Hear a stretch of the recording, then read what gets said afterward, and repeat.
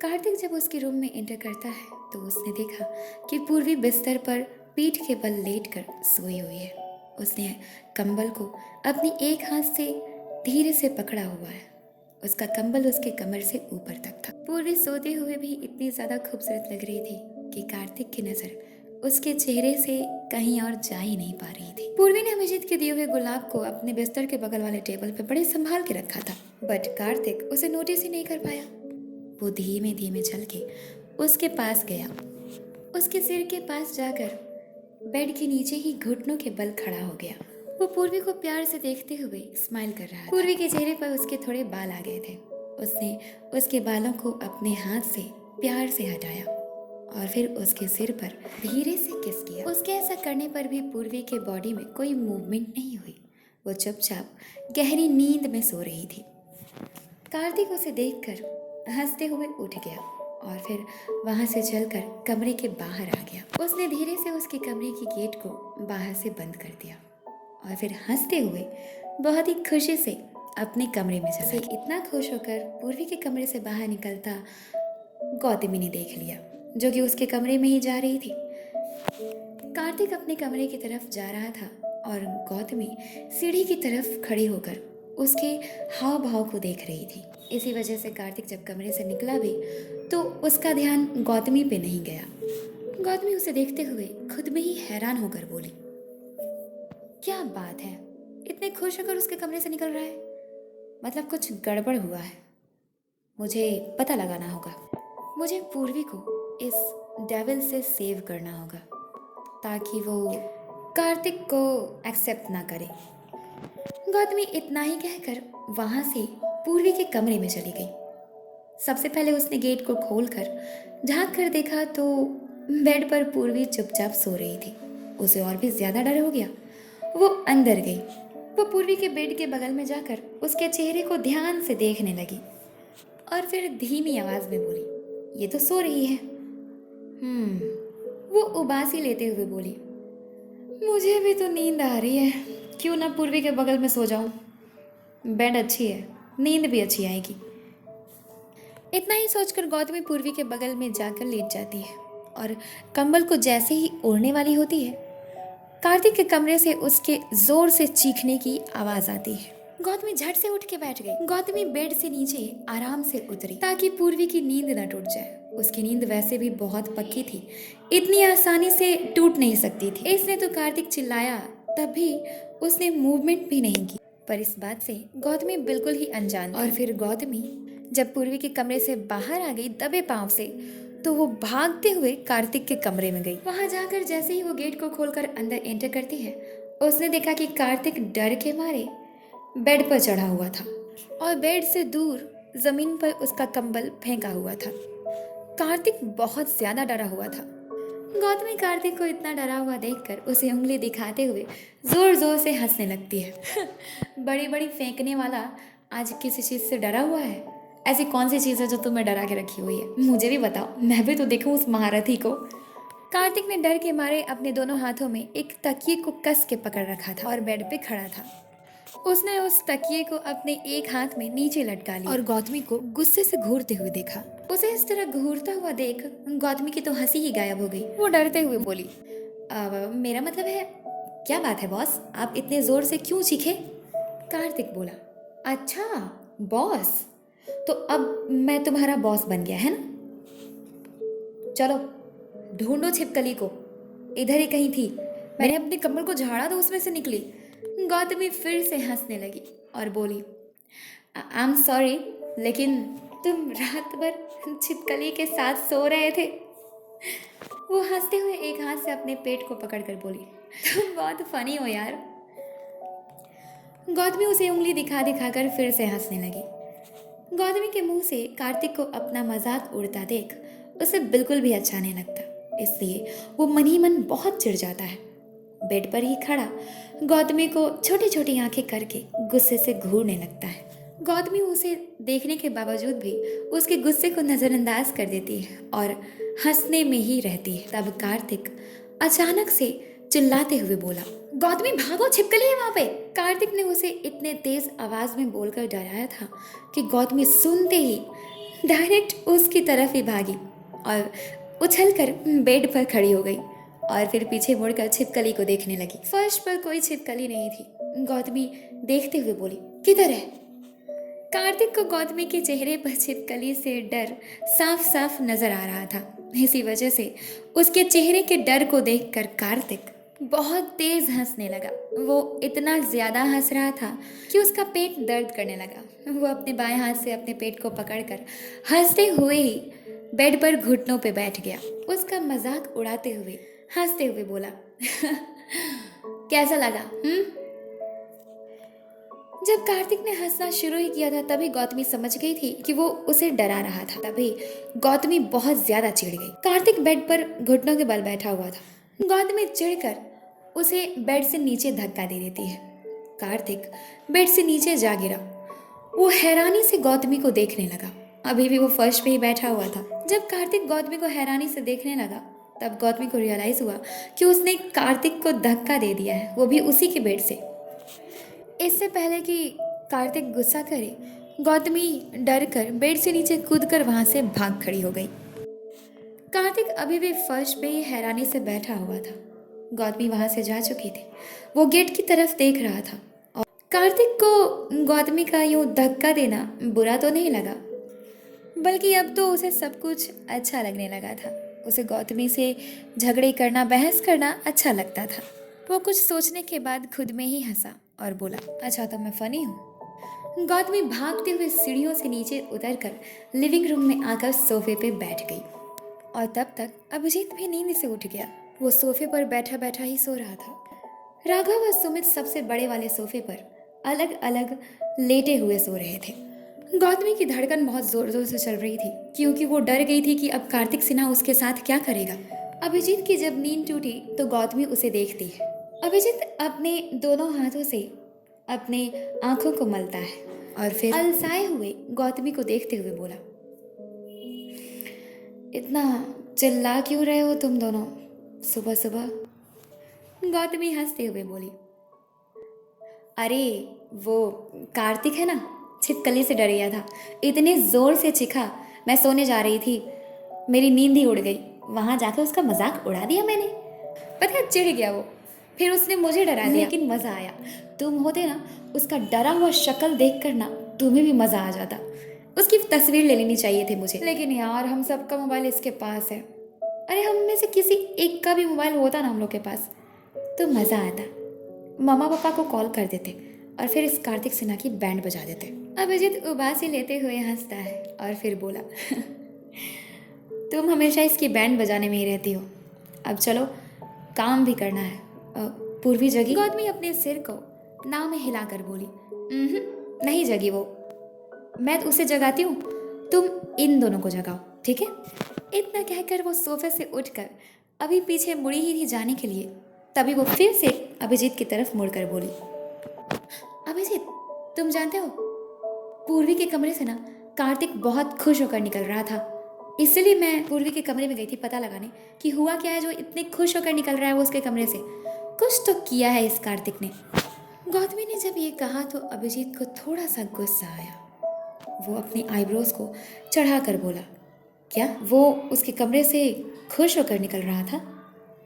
तुम जब उसके कमरे में गई थी तो क्या पूर्वी जगी हुई थी? गौतमी बोली, इसलिए तो डर है यार, क्योंकि अगर पूर्वी जगी होती ना तो ये कार्तिक गुस्से से बाहर निकलता, ना कि हंसते हुए। पता नहीं क्या किया है उसने। अभिजीत मन ही मन बहुत गुस्सा हो गया, लेकिन उसने गौतमी को शो नहीं किया। वो उसे बिना देखे बोला, तुम जाओ पूर्वी को जगाओ, मैं राघव सुमित को जगाता हूँ। गौतमी बोली, अभिजीत उससे झगड़ना नहीं, क्योंकि सुबह सुबह झगड़ा होगा तो अच्छा नहीं लगेगा। वो तो बुद्धू है, पर तुम तो समझदार हो ना। अभिजीत उसे देखते हुए बोला नॉर्मल वॉइस में, आशा करता हूँ कि कार्तिक उसे देखकर ही खुश हुआ हो, क्योंकि मैं जितना ही सोचता हूँ कि वो अच्छा है वो उतना ही बुरा निकल जाता है। अगर उसने कुछ उल्टा पुल्टा किया है ना तो उसकी जान ले लूँगा मैं। तुम जाओ। गौतमी वहाँ से मुड़कर सीढ़ियों से पूर्वी के कमरे में जाने लगी। वो मन ही मन जाते हुए सोच रही थी, क्या होगा? यार मुझे नहीं बोलना चाहिए था, ये तो मैंने चुगली की ना, गॉसिप्स किए, कितना गलत है ये। बह, नहीं बोलना चाहिए था अभिजीत को, पर वो मेरा दोस्त है। पर मैं ये जानना चाहती हूँ कि आखिर कार्तिक इतने खुश होकर क्यों गया उसके कमरे से बाहर। यही सब सोचते सोचते वो पूर्वी के कमरे में चली गई। वो उसके रूम में जाकर बेड पर चढ़ गई और पालथी मारकर उसकी तरफ मुड़ के बैठ गई। पूर्वी चुपचाप गहरी नींद में सो रही थी। तब गौतमी उसे देखकर जगाते हुए बोली, पूर्वी, अरे पूर्वी उठ, देख क्या क्या हो रहा है तेरे साथ। पूर्वी गौतमी की तरफ पीठ करके दूसरी ओर मुड़ जाती है। गौतमी उसके कंधे को पकड़कर अपनी तरफ घुमाती है और फिर उसे हिलाते हुए बोली, ओए पूर्वी उठना यार, कितनी गहरी नींद में सो रही है। वो कार्तिक का बच्चा इतने जोर से चीखा, फिर भी तू नहीं उठी, उठ।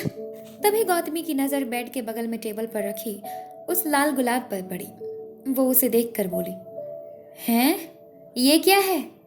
पूर्वी ने झट से आंखें खोल दी और गौतमी के चेहरे को देखने लगी। गौतमी पूर्वी को देखते हुए बोली, अरे वाह, वो गुलाब तुझे किसने दिया है? हाँ? पूर्वी अपने सिर को घुमाकर टेबल की तरफ उस रोज को देखती है, फिर उठकर बैठ जाती है। अपनी आंखों को मलकर उबासी लेते हुए उस रोज को हाथ में ले लेती है और फिर बोली, ये मुझे अभिजीत ने दिया है। वो ये बात बोलते हुए बहुत खुश थी। गौतमी उसे टीज करते हुए बोली, वाह क्या बात है, अभिजीत ने दिया है? वैसे क्यों और कब दिया है? ओहो, कहीं ऐसा तो नहीं कि वो तुझे देख के सच में फ्लैट हो गया? गौतमी तो सब कुछ जानती थी, बस वो पूर्वी के मन की बात जानना चाहती थी। इसी वजह से उसने पूर्वी से टीज करके पूछना चाहा। पूर्वी शर्माते हुए हंसती है और बोली, कुछ भी बकवास मत करो, ऐसा थोड़ी ना हो सकता है। फिर वो गुलाब के फूल को अपने चेहरे तक लाकर उसे प्यार से देखते हुए बोली, उसने मुझे ये सॉरी के रूप में भेंट किया है, और कुछ नहीं। गौतमी बोली, ला जरा दिखाना मुझे। वो पूर्वी के हाथ से उस गुलाब को ले लेती है और फिर उसे सूंघते हुए बोली, वाह, अभी भी इसकी खुशबू बहुत अच्छी है, कल रात दिया था ना अभिजीत ने तुझे? उसने ये बात पूर्वी को देखकर बोली।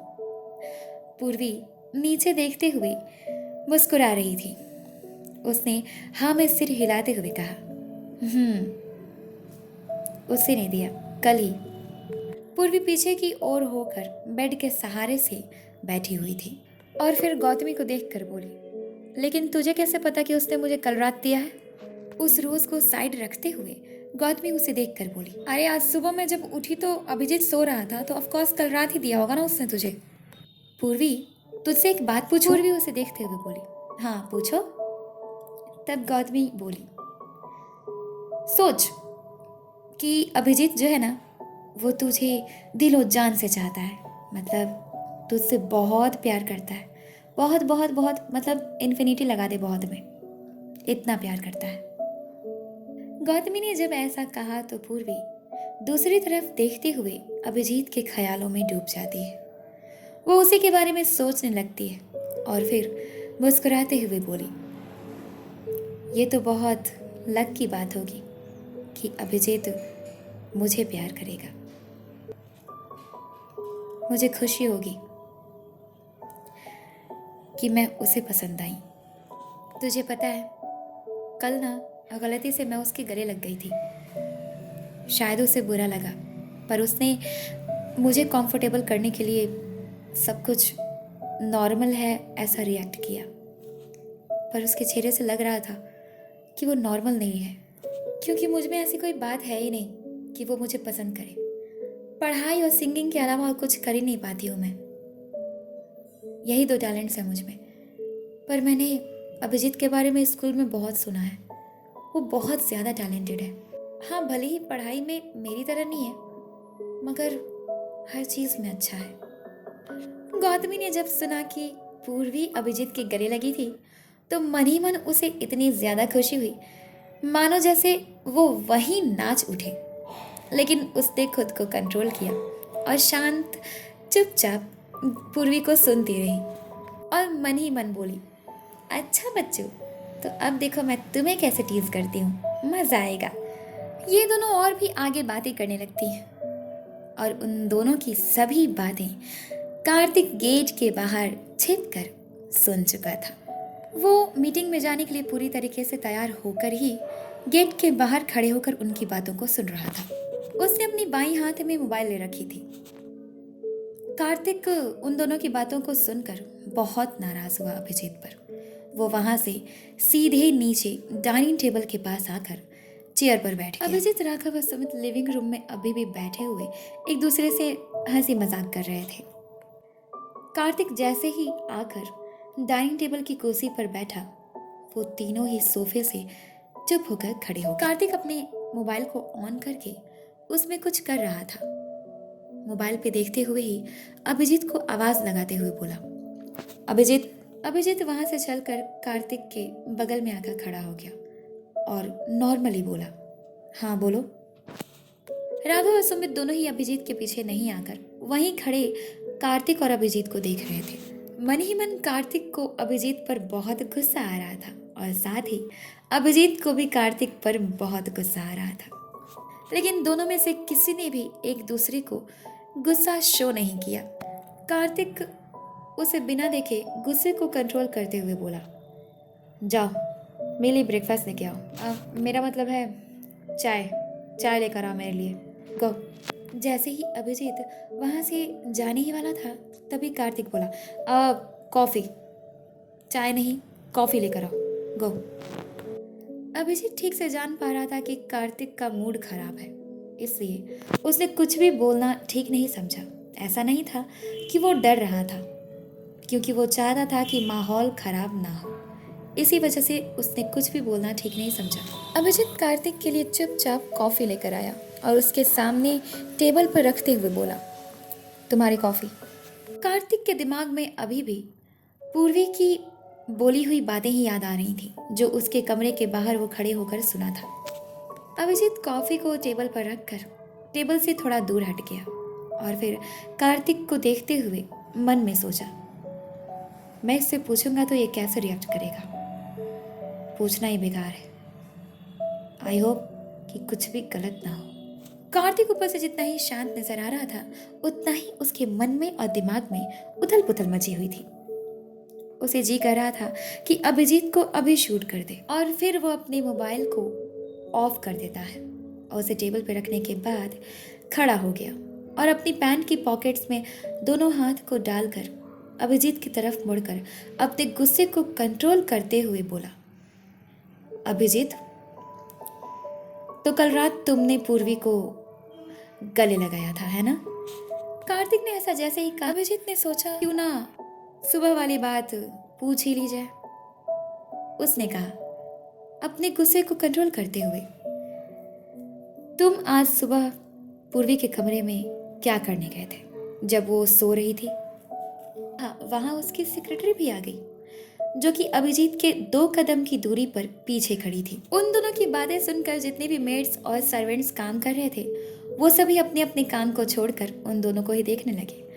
राघव और सुमित हक्के बक्के हो गए उन दोनों की बातें सुनकर और बड़ी बड़ी आंखों को करके उन दोनों को देखने लगे। उस सेक्रेटरी को भी कुछ समझ नहीं आ रहा था कि यहाँ गलती किसकी है। दोनों एक दूसरे से ही नाराज हैं। कौन पीटेगा, कौन मार खाएगा, कुछ समझ नहीं आ रहा था। राघव सुमित से धीमी आवाज में बोला, यार सुमित, यहाँ तो बहुत अच्छी फिल्म चल रही है, बस एक पॉपकॉर्न की कमी है। फिर सुमित बोला, अभिजीत और कार्तिक को देखते हुए ही, हाँ यार, एक लड़की के लिए दो लोग लड़ रहे हैं एक दूसरे में, क्या बात है। कार्तिक ने अभिजीत के मुंह से जब उसी के सवाल पर सवाल करते हुए सुना, तो वो बहुत गुस्सा हो गया और गुस्से से उसे घूरते हुए बोला, मेरे सवाल के ऊपर सवाल नहीं, मैंने जो सवाल किया उसका जवाब दो अभिजीत।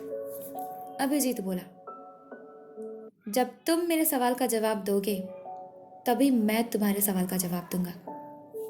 कार्तिक उसे देखते हुए बोला, पहले सवाल मैंने किया था, इसलिए जवाब भी पहले तुम दोगे। अभिजीत बोला, ठीक है, दूंगा मैं तुम्हारे सवाल का जवाब, लेकिन मेरे बाद तुम मेरे सवाल का जवाब दोगे। बोलो। कार्तिक उसे घूरते हुए बोला। मंजूर है। अभिजीत बोला। मैं उसे सॉरी बोलने गया था। पूर्वी ने खुद ही मुझे गले लगाया था, मैं उसके गले नहीं लगा था। राघव सुमित ये सुनकर बहुत खुश हो जाते हैं मन ही मन, लेकिन कार्तिक ये सुनते ही बहुत ज्यादा बेचैन हो जाता है। वो बोला, क्या उसने तुम्हें गले लगाया था? लेकिन क्यों? उसके आगे क्या कहा उसने? अभिजीत बोला, अब मेरे सवाल का जवाब दो। तुम्हारे उस सवाल का जवाब दिया मैंने, और तुम्हारे बाद जो मैंने सवाल किया उस सवाल का जवाब दो। उसके बाद तुम्हारे सभी सवालों का जवाब मैं दूंगा, और फिर मेरे सभी सवालों का जवाब तुम्हें देना होगा। कार्तिक बोला, ठीक है, मैं देता हूँ तुम्हारे सवाल का जवाब। आज सुबह मैं उसके रूम में गया था जब वो सो रही थी। मैंने उसे किस किया। और कुछ? अभिजीत ये सुनते ही खुद को रोक नहीं पाया और आगे बढ़ के उसे जोर का मुंह पे पंच कर देता है, जिसकी वजह से कार्तिक अपनी बाईं तरफ झुका। कार्तिक ने अपनी बाएं हाथ से अपने होठ को छुआ तो उसके हाथ में खून आया। वो सीधे खड़े होकर अभिजीत को घूरने लगा और बोला, तुमने मुझे मारा क्यों? तुम्हें पूर्वी ने गले लगाया तो मैंने मारा क्या? हाँ? अभिजीत चिल्लाते हुए बोला, तुम कितने बुरे हो, वो कितनी छोटी है, और तुमने? सभी मेड्स और सर्वेंट्स बहुत हैरान, क्योंकि अभिजीत ने कार्तिक पर हाथ जो उठाया। इन दोनों के झगड़े देखकर, कार्तिक की बातों को सुनकर राघव और सुमित को बहुत गुस्सा आ रहा था। उन दोनों को भी जी कर रहा था कि कार्तिक को दोनों तरफ से एक एक पंच और करें। अभिजीत ने जब ये कहा कार्तिक को, तो कार्तिक एक टेढ़ी से स्माइल देते हुए अभिजीत को देखता है और बोला, वो सोई हुई थी तो मैंने उठा लिया फायदा उसका। कुछ गलत किया मैंने? अभिजीत ने उसे दूसरी तरफ से भी बहुत जोर का पंच मारा और गुस्से से बोला, अभी भी तुम चुप रहोगे? कार्तिक ये सब अभिजीत को जलाने के लिए कर रहा था। वो जितना ही उसे जला रहा था, अभिजीत उतना ही उस पर गुस्सा कर रहा था और उसे मार भी रहा था। अभिजीत की चिल्लाहट सुनकर पूर्वी और गौतमी रूम से बाहर भागे भागे आए। वो लोग नीचे आकर अभिजीत के पीछे दूरी पर खड़े हो गए। अभिजीत से लगभग 5 कदम की दूरी पर वो दोनों खड़ी थी। कार्तिक ने जब पूर्वी को देखा तो अभिजीत भी पीछे मुड़कर पूर्वी और गौतमी को देखता है। पूर्वी कार्तिक की हालत को देखकर बोली, क्या हुआ है? तुम्हारे होठ से खून क्यों आ रहा है? फिर उसने अभिजीत को देखा। अभिजीत चुपचाप खड़ा था, साथ ही उसके एक्सप्रेशन में पूर्वी को और गौतमी को गुस्सा नजर आ रहा था। गौतमी कार्तिक को देखकर बोली, कार्तिक, तुमने पिटाई खाई है?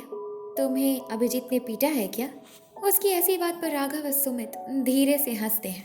गौतमी ये कहकर उसके मजे लेने वाली थी, तभी कार्तिक उसे गुस्से से घूरता है। गौतमी चुप हो जाती है।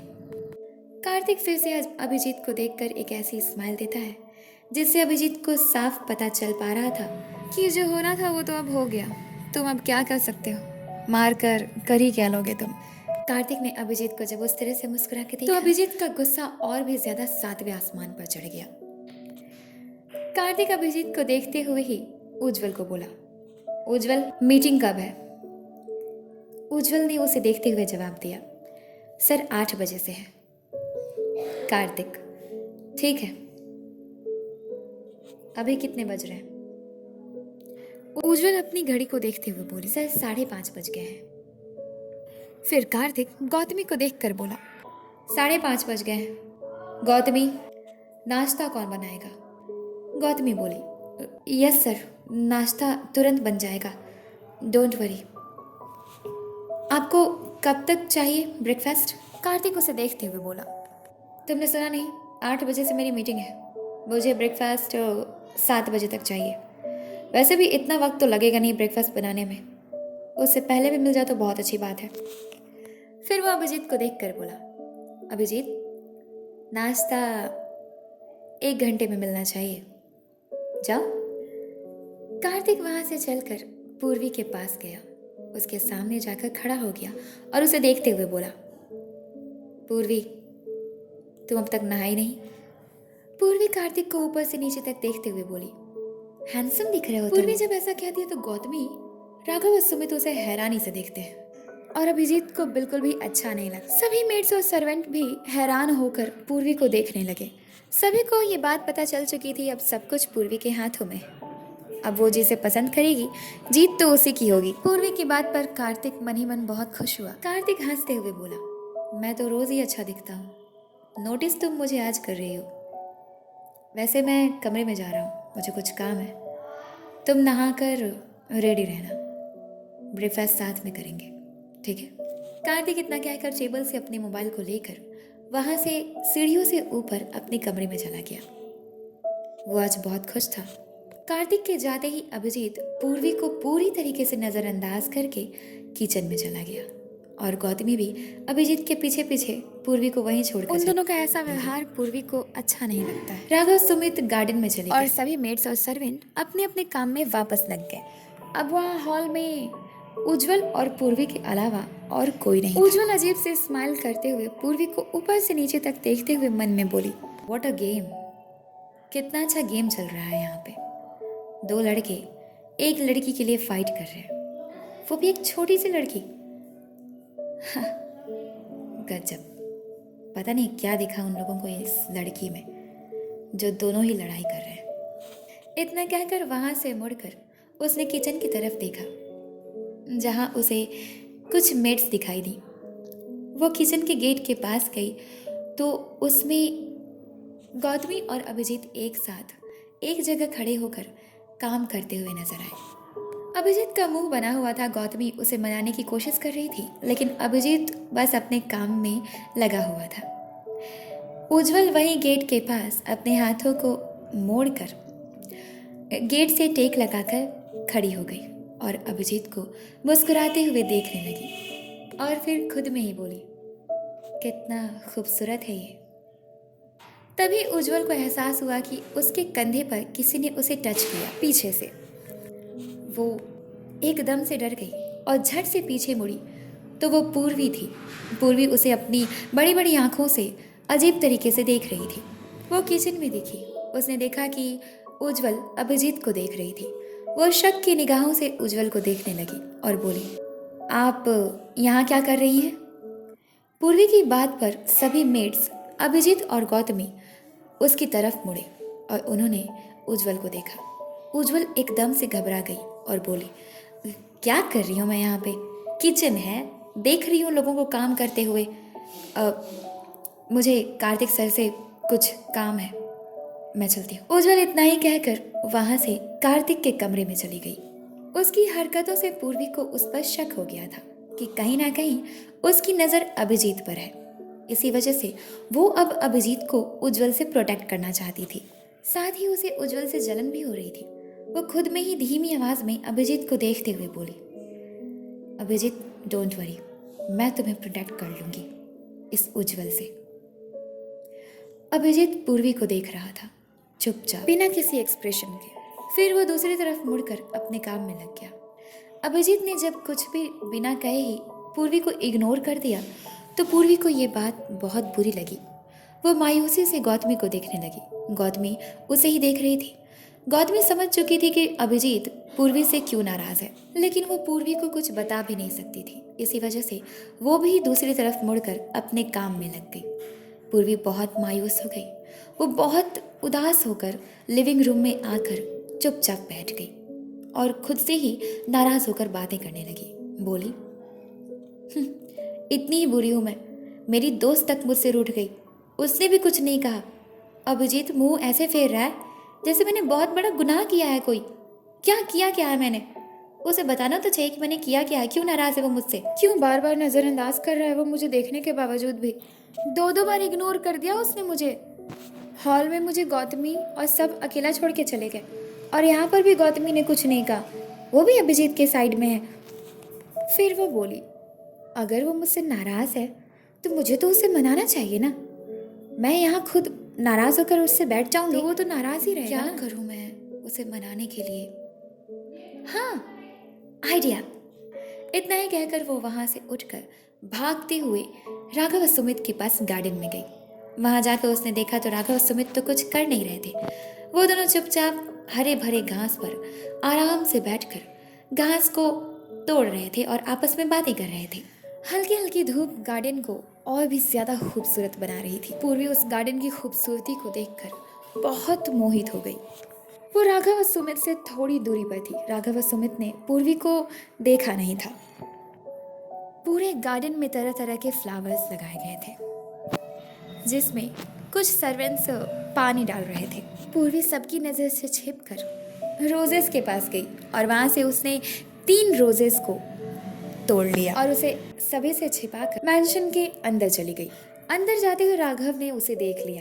राघव सुमित से बोला, ये यहाँ क्या करने आई थी? सुमित ने पीछे मुड़कर पूर्वी की तरफ देखा और बोला, ये यहाँ आई और हमसे मिली भी नहीं। राघव, पता नहीं ये यहाँ करने क्या आई थी।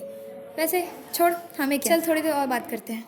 वो उन रोजेस को अपने पीछे छिपाकर हाथ में रखे हुए अभिजीत के पीछे किचन में जाकर खड़ी। अभिजीत आगे अपने काम में व्यस्त था। गौतमी उसी के बगल में खड़ी थी, इसलिए उसने पूर्वी को देख लिया। गौतमी पूर्वी को कुछ बोलने के लिए अभी मुंह खोली ही थी, तभी पूर्वी ने उसे इशारे से चुप करा दिया। वो चुप होकर अपना काम फिर से करने लगी। तब पूर्वी अभिजीत को बोली,